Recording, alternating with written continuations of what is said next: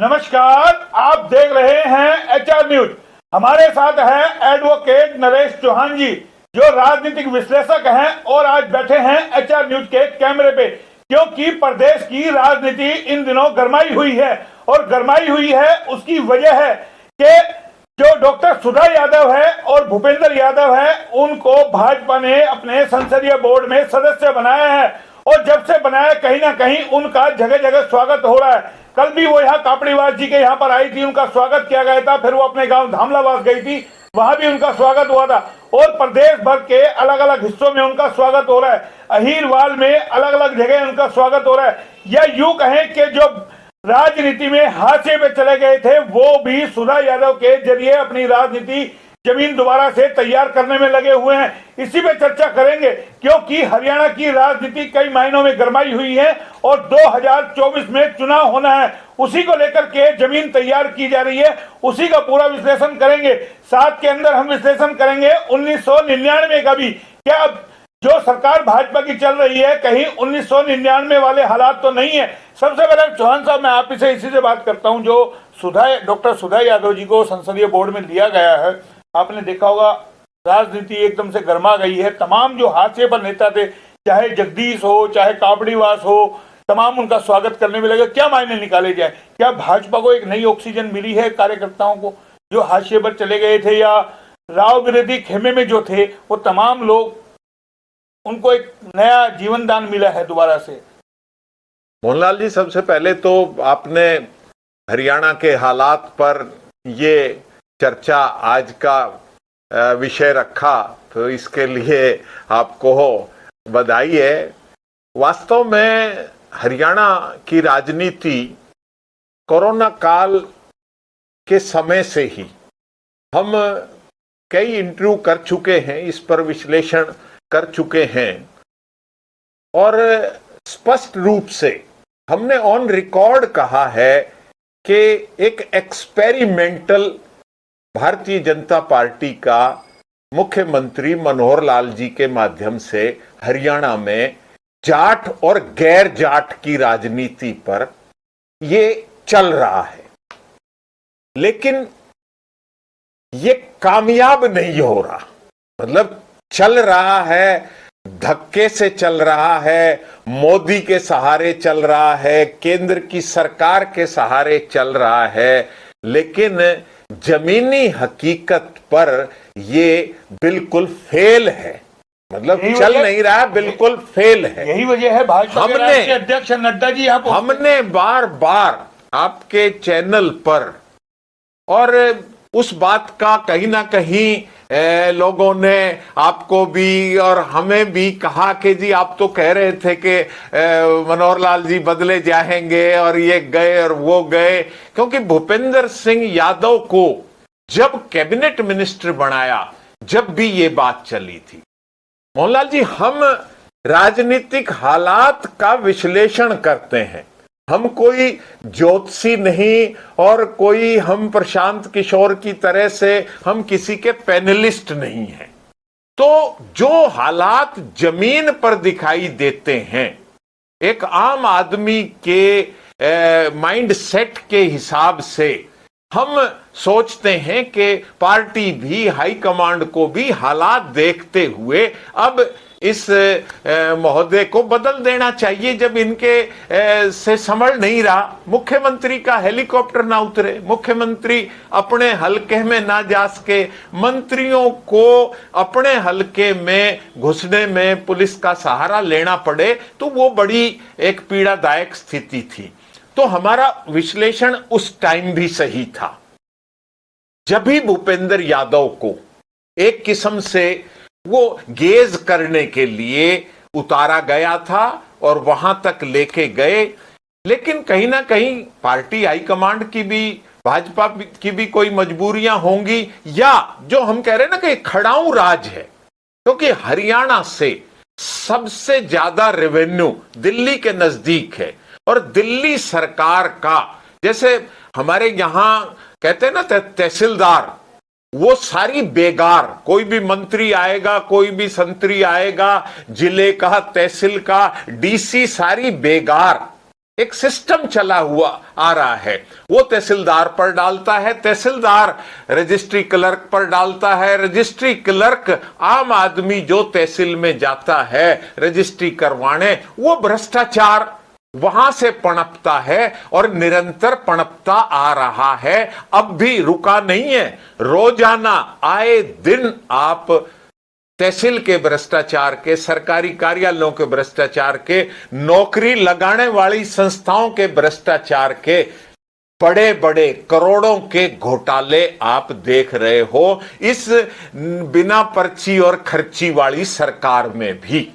तो अब आपने जो डॉक्टर सुधा यादव का पार्लियामेंट्री बोर्ड में लेना, भूपेंद्र यादव का पार्लियामेंट्री बोर्ड में लेना, मैं उसी कड़ी में जो हमारे पुराने विश्लेषण हैं कि कहीं ना कहीं उसी बदलाव की तरफ कि भाई मनोहर लाल की जगह नॉन जाट में कौन फिट हो सकता है, उसी कवायद में ये कोशिश कर रहे हैं कि ये बीच में मनोहर लाल जी को बदलें या ये 10 साल का पूरा कार्यकाल हम पूरा कर लें। नहीं, इसमें एक और सवाल उठता है, जैसे डॉक्टर सुधा यादव को लेकर क्या लगता है, जैसे बीजेपी हरियाणा के अंदर धीरे धीरे कार्यकर्ता सुस्त हो गए लगातार, क्योंकि अहिरवाल की हम राजनीति का देखें, एक बयान के बाद जो बवाल मचा रहा हो के बयान के बाद, और तमाम जो भाजपा के कार्यकर्ता है, दावेदार हैं या टिकटों के जो दावेदार थे, वो कहीं ना कहीं एक तरीके से सो गए या उनको लॉलीपॉप दे दिया गया। अरविंद यादव है, उनको हरको बैंक का चेयरमैन बना दिया गया। ये जो कार्यकर्ता है जागृत नहीं थे, दोबारा से जागृति पैदा करने के लिए क्या सुधा उनमें जान फूंक पाएगी दोबारा से? मोहनलाल जी, हम पहले भी कह चुके हैं कि भाजपा, भारतीय जनता पार्टी जो 1980 में बनी थी, पार्टी विद ए डिफरेंस, आज वो भारतीय जनता पार्टी नहीं है। तो आप जहां पार्टी के कार्यकर्ताओं की बात करते हो, भाजपा का कोई कार्यकर्ता नहीं, सरकार के कार्यकर्ता हैं, और उस सरकार के कार्यकर्ताओं में सारे ही कांग्रेसी तकरीबन जो उधर थे वो इधर आ गए। ऐसे ही जीटी रोड बेल्ट की बात कर लो आप, जो सारा व्यापारी था, ये पुरुषार्थी समाज, पंजाबी समाज, ये कांग्रेस का हार्डकोर वर्कर होता था सारा टोटली, क्योंकि सरकार थी। और जैसे ही सरकार बदली, मनोहर लाल जी मुख्यमंत्री बने, सारा पंजाबी वोट वो बीजेपी के साथ हो गया। लेकिन तो इसलिए कार्यकर्ता, लेकिन जो भाजपा में गए कांग्रेस से, उनका दम तो अभी भी घुट रहा है। वो जो आजाद की तरह रहते थे, आजाद पंछी की तरह हवा के अंदर कार्यकर्ताओं से संबोधित करना, लगता नहीं आपको? आपने वीरेंद्र सिंह की अभी बाइट सुनी? मोहनलाल जी, आजाद और दम घुटने वाले वो एक तासीर की बात होती है। बोलने वाले अब भी खुल के बोलते हैं, और जो घुटने वाले हैं वो घुटे ही रहते हैं। तो मतलब अब इससे ज्यादा आपने देखा कि भाई राव इंद्रजीत सिंह की रैली पाटौदा की, राव इंद्रजीत सिंह की हालिया बावड़ की रैली, और आदमी क्या बोल सकता है, और मंत्री रहते हुए, मतलब तो अब ये तो पार्टी को देखना है कि वो अनुशासनहीनता कर रहा है, तो उसको हटा क्यों नहीं देते? कहीं ना कहीं पार्टी को भी खतरा नजर आता है। तो जब दूसरी चाल चल दी तो कि भाई सुधा यादव मैं वही पूछ रहा हूँ, राव एक साथ एक तीर से दो शिकार कर रहे, राव के पर भी कतर दिए जाए, राव को भी कमजोर कर दिया जाए, 2024 में राव मोल भाव ना कर सके, क्योंकि उन्हें अपनी बेटी आरती राव को, आपने अभी अपने विश्लेषण की शुरुआत में 1999 का जिक्र कर दिया। तो मैं बेटी और बेटे की बात कई बार हम कर चुके। आपकी इस बात में वजन है 1999 के हालात पर। मैं ये कह रहा हूं कि बीजेपी और हरियाणा विकास पार्टी का एक मजबूत, एक सोचा समझा, एक रणनीति से एक गठबंधन था, क्योंकि भारतीय जनता पार्टी एक किस्म से पिछलग्गू रहती थी चौधरी देवीलाल के साथ, और वो पड़ोथन के रूप में काम होता था, रोटी पिल जाती थी, सिक जाती थी और खाई जाती थी। लेकिन चौधरी देवीलाल के रहते तो वो बात ठीक रही, लेकिन जब से चौधरी देवीलाल के ऊपर चौधरी ओम प्रकाश चौटाला ने कमांड संभाली और उन्होंने जो 1987 से और 1991 का जो पीरियड गया, उन्होंने भी अपनी पार्टी के अंदर बहुत संघर्ष किया अपने आप को एस्टेब्लिश करने। चौधरी ओम प्रकाश चौटाला ऑन रिकॉर्ड कहा करते थे कि चौधरी देवीलाल के राज में गधे चूरमा खा रहे हैं। मतलब तो कहीं ना कहीं बीजेपी ने एक नया आसरा बंसीलाल में ढूंढा और बंसीलाल को कहीं ऑक्सीजन दी तो ओम प्रकाश जिंदल ने, तो पैसे वाले की भी वो आवश्यकता होती है। तो वो गठबंधन 1999 में इसी तरीके से, मैं कह रहा आज हालात बड़े नाजुक दौर से गुजर रहे हैं हरियाणा की राजनीति के। तो जो आप कह रहे हो ना कि वो ये तो मुझे लगता है कि कहीं ये जजपा भाजपा का गठबंधन भी हरियाणा विकास पार्टी और भाजपा के गठबंधन की तरह अपने अंतिम पड़ाव की तरफ तो नहीं जा रहा है। और घर बैठे चौधरी ओम प्रकाश चौटाला को 23-24 एमएलए थे उनके और 9 एमएलए कांग्रेस के थे, 3 कांग्रेस तिवाड़ी के थे, 10 निर्दलीय थे और 32-33 हरियाणा विकास पार्टी के थे। तो जो आज का हरियाणा विधानसभा और हरियाणा की सरकार है, कुछ ऐसा ही गठजोड़ 1999 में चल रहा था और वो रातों रात धराशायी हो गया और घर बैठे ओम प्रकाश चौटाला को मुख्यमंत्री की कुर्सी नसीब हो गई थी। तो अब देखना है कि कौन वो नसीब वाला होगा। आपसे अंतिम सवाल और कर लेता हूं, फिर अब जब आपने इतनी बड़ी बात कह दी तो फिर मनोहर लाल का उत्तराधिकारी कौन? यही मैं कह रहा हूं कि पता नहीं किसकी लॉटरी खुलेगी। अब हाई कमांड की बात चलेगी। भूपेंद्र यादव का मैंने भी पढ़ा अखबारों में देखा, टीवी यूट्यूब पर कि आगे बढ़ो, हम तुम्हारे साथ हैं। तो मैं कह रहा हूं कि ये भाग्य ये भविष्य के गर्भ में है। मेरा सवाल तो फिर वही सुधा पे आके अटक जाता है। क्या सुधा ऑक्सीजन दे पाएगी, जीवित कर पाएगी? ऑक्सीजन सुधा में इतना दम है? ऑक्सीजन नहीं होती। भारतीय जनता पार्टी आज मैंने बताया कि वो भारतीय जनता पार्टी नहीं रही है, कांग्रेस से भी बढ़कर ये सब मोहरे हैं। तो राव की जरूरत ये नहीं है। सब मोहरे हैं। अब राव की जरूरत नहीं है। ये सब मोहरे हैं। राव की जरूरत नहीं रहेगी। ये सब मोहरे हैं।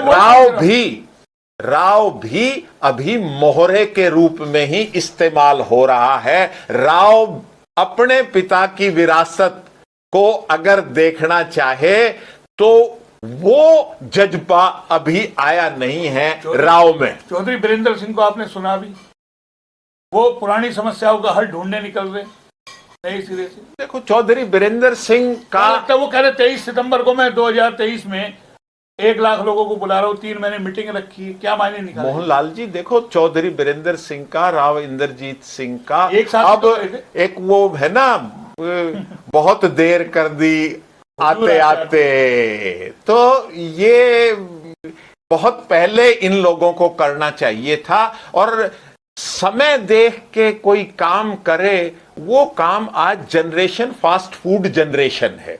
ये तुरंत बड़े डायनेमिक स्टाइल में अगर कोई चीज हो, मोदी क्या है, अमित शाह क्या है, इनका एक डायनेमिज्म ही तो है। ये अपनी उस डायनेमिज्म से आगे बढ़ रहे हैं और धराशायी कर रहे हैं नेताओं हो गया। लेकिन मुझे कल की रैली जो कांग्रेस की थी, हल्ला बोल, और उसके बाद भारत जोड़ो यात्रा, कल राहुल गांधी ने जो बयान दिया कि वे संसद में हमें बोलने नहीं दिया जाता, मीडिया हमारा रहा नहीं, तो हम जनता से सीधा संवाद करें, क्या मायने निकालेंगे? क्या लगता है अब जनता की याद आ गई है? और रामलीला मैदान एक जो कहा जाता है बदलाव का प्रतीक है। आपने देखा होगा जितने भी जो आज तक बदलाव हुए रामलीला मैदान से एक शुरुआत की जाती है। आपको मैं कई बार हम अपने विश्लेषण में बता चुके नहीं, कल जो रामलीला मैदान में कि किया, रामलीला मैदान में और सड़क पे आए बिना, आपने पहले भी कई बार हमारे से पूछा कि कांग्रेस को या राहुल को क्या करना चाहिए।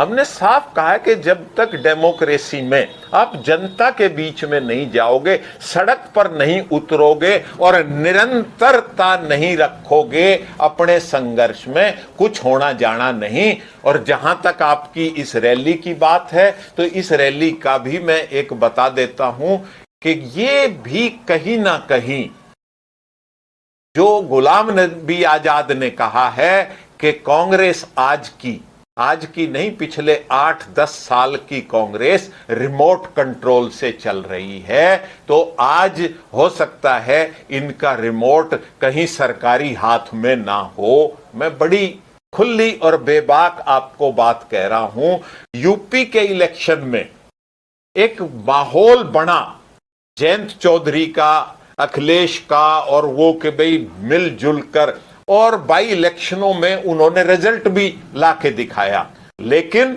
उस रिमोट ने प्रियंका गांधी को एकदम उछाला। जिस मीडिया की बात आप कह रहे हो, जिस मीडिया की वो कह रहे हो, उसी मीडिया ने प्रियंका गांधी आई है, नई रोशनी लाई है, पता नहीं क्या कर देगी, और वो अपोजिशन का सारा बना बनाया खेल धराशायी कर दिया। अब जैसे जैसे 2024 के लिए, चाहे बिहार का नीतीश कुमार देख लो या केसीआर का तो देख लो, उनको जब हवा मिलेगी, लगेगा कि हाँ ये एक खतरा पैदा हो सकते हैं, वो रिमोट कांग्रेस में जान भरती हुई दिखाएगी और वो मीडिया भी कांग्रेस को आगे बढ़ता दिखाएगी ताकि अपोजिशन की यूनिटी ना हो सके। मतलब तीसरे मोर्चे को खंडित करना है कुल मिलाकर। बिल्कुल, ये एक रणनीति है, चाणक्य नीति है, राजनीति है। कश्मीर से कन्याकुमारी यात्रा शुरू हो रही है, संवाद करेंगे।